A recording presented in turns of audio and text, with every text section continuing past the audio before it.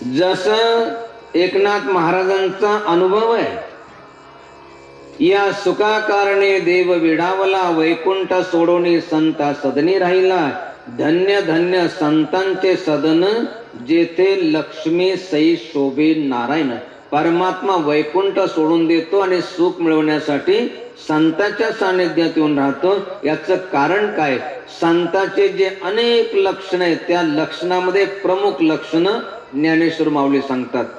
चंद्र तेथे चंद्रिका, शंभो तेथे अंबिका, आणि संत तेथे विवेका असणे केजी. आपल्यामध्ये विवेक आला तर आपण संत होऊन जाणार. आपला वेश कसाही असो, आपण संत व्हाल. आपल्या सानिध्यात परमात्मा येऊन राहील असा विवेक जो आहे, तर त्या वेद माऊलीनं सांगितला. म्हणून वेद माऊली सर्वात चांगली. ती संत बहिणाबाई जी संत माऊली ती सांगते की वेदा ऐसी नाही माऊली अनेक. सर्वात श्रेष्ठ जर माऊली कोणती असेल तर ती वेद माऊली. आता या ठिकाणी बऱ्याचशा मोठ्या संख्येनं माऊल्या बसलेल्या आहेत. त्या म्हणतील ती वेद माऊली चांगली आहे, तर आम्ही नाही का चांगल्या? आम्ही बाळाला जन्म देतो, लहानचं मोठं करतो, त्याला सांभाळतो, आम्ही चांगल्या नाही? आपण देखील खूप चांगले आहे, परंतु केव्हा आपल्याजवळ देखील विवेक येईन त्यावेळेस आपण श्रेष्ठ आहात. आपल्याजवळ विवेक आला पाहिजे. चांगलं काय, वाईट काय, धर्म काय, अधर्म काय, पाप काय, पुण्य काय, सद्गती कशा होते, दुर्गती कशा नव्हते, हे कळालं पाहिजे. वेद माऊली चांगली का म्हटलं तर त्या माऊलीनं विवेक सांगितला. अशा ज्या माऊल्यांजवळ विवेक असेल त्या सर्व माऊल्या चांगल्या, त्या सर्व माऊल्यांना प्रणाम आहे. परंतु काही काही अशा माऊल्या असतात,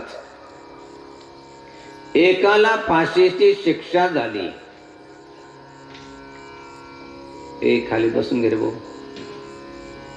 अरे बस ना. नाही बसणार. एका ठिकाणी म्हटलं अरे बैस, अरे बैस. एक बाई म्हणे बाबाजी ते नाहीच बसणार. म्हटलं का बरं? ते बापावरच गेलो म्हणे.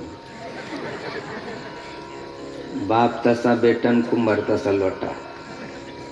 काही काहींची काय अवस्था आहे काही कळत नाही. विशेष करून तरुणांची. जिथं नको बसो तिथं कितीतरी वेळेस बसत राहते, आणि जिथं बसायला पाहिजे तिथं बसत नाही. म्हणून ही दुर्दशा आहे. कशासाठी चालू आहे? विवेक पाहिजे. एका जणाला फाशीची, एका तरुणाला फाशीची शिक्षा झाली. जेवढे कोर्ट होते त्या सर्व कोर्टानं सांगितलं की फाशी फाशी. आता फासावर जायचं, दुसरा काही पर्याय राहिला नाही. त्याला फासावर लटकवणार त्याच्या पूर्वी त्याला विचारलं की तुझी इच्छा काय आहे, अंतिम इच्छा काय? त्यानं म्हटलं की मला माझ्या आईला भेटायचंय. आनंद वाटला ऐकल्यानंतर. स्वामी तिने जगाचा आई विना भिकारी. मरायच्या वेळेस आईची आठवण आली, आईला भेटायचं म्हणतो. चांगली गोष्ट आहे. सर्व व्यवस्था करण्यात आली, आईला बोलवलं, परंतु ते विचार करायला लागले याला तर फासावर चढवायचंय, याचा मृत्यू होणार आहे. आई आल्यानंतर या दोघांची ताटातूट कशी करायची? आईपासून याला वेगळं कसं करायचं? कारण आता हा मृत्यू पंथाला जाणार आहे आणि ठरलेल्या वेळेवर याला फाशी द्यायची आहे. त्याच्या इच्छेप्रमाणे आईला बोलवण्यात आलं. आई आली त्या ठिकाणी. त्यांना असं वाटलं की हा आईचं दर्शन घेईन, आईला म्हणेन की आई तुझी मी सेवा करू शकलो नाही असं म्हणून रडायला लागेल. पण तसं काहीच झालं नाही. आई आली आणि तिरस्कारानं तो आईच्या तोंडावर ते थुकला.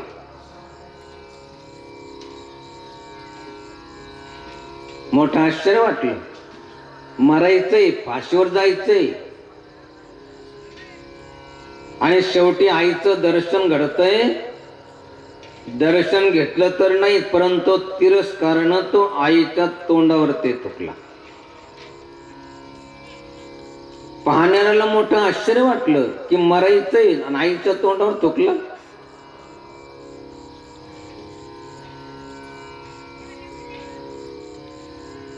म्हटलं की जज साहेब, तुम्ही माझी इच्छा पूर्ण केली. आईला भेटायचं होतं, भेटलो मी, आई भेटली मला. परंतु अजून एक जर इच्छा माझी पूर्ण केली तर खूप चांगलं होईल. म्हटले आता काय इच्छा राहिली तुझी? म्हटले मी तर आता फासावरती जाणारच आहे, मरणारच आहे, परंतु मला फासावर देण्याच्या पूर्वी या माझ्या आईला फासावर लटकवा. ही ज्यावेळेस तडपून तडपून मरेन ना, तर मला जरा तिला तडपून मरताना पाहणारा मला जरा चांगलं वाटेल, नंतर मला फाशीवर द्या. त्यांनी विचारलं, अरे दुष्कर्म तू केलं, दरोडे तू घातले, चोऱ्या तू केल्या, खून तू केला, आणि आईला फासावर कशाच्या बदले लटकवायचं? म्हटले जज साहेब, आज मी फासावर जातोय ना, याचं कारण माझी आई आहे. म्हटले कसं काय? म्हटलं मी लहान होतो, मला काही जास्त कळत नव्हतं, चांगलं वाईट काही कळत नव्हतं. एक दिवस शेजारच्या शेतामध्ये भुईमुगाच्या शेंगा होत्या, त्या उपटून आणल्या. उपटून आणल्यानंतर आईला म्हटलं की बघ आई, तिथं कोणीच नव्हतं, आणले मी उपटून शेंगा. आई म्हटली असंच करत जा, कोणी नसलं का तेवढंच घेऊन येत जा. आईने खाल्ल्या, मी खाल्ल्या. त्याच्यानंतर कधी कधी आई सांगायची की जाय त्याच्या शेतामध्ये, तिथं हे आहे, तिथं ते आहे, आणि मी चोऱ्या करायला लागलो.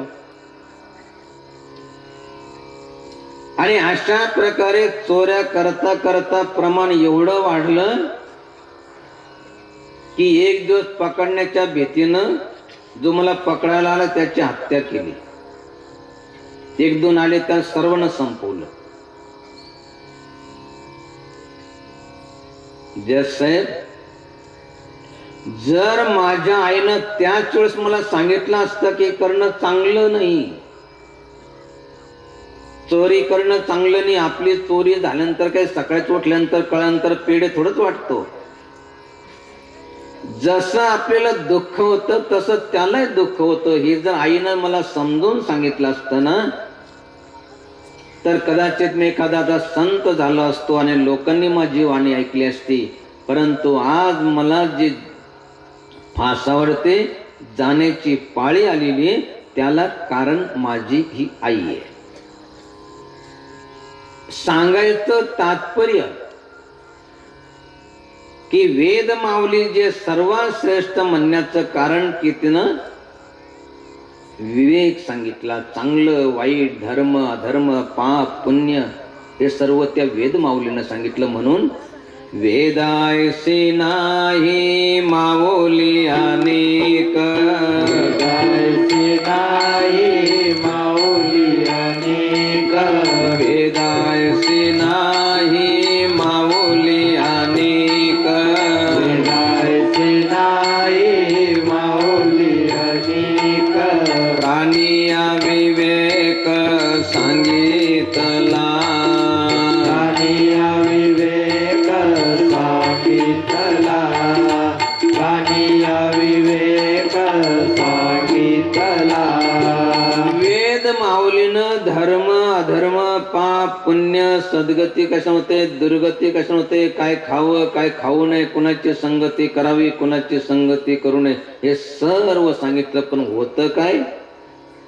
परितेने न ते वेदार्थाचे वर्म, परितेने न ते वेदार्थाचे वर्म, परितेने न ते वेदार्थाचे वर्म, परितेने न ते वेदार्थाचे वर्म, तो कोणी कर्म आचरती, कोणी कर्म आचरती, कोणी कर्म आचरती.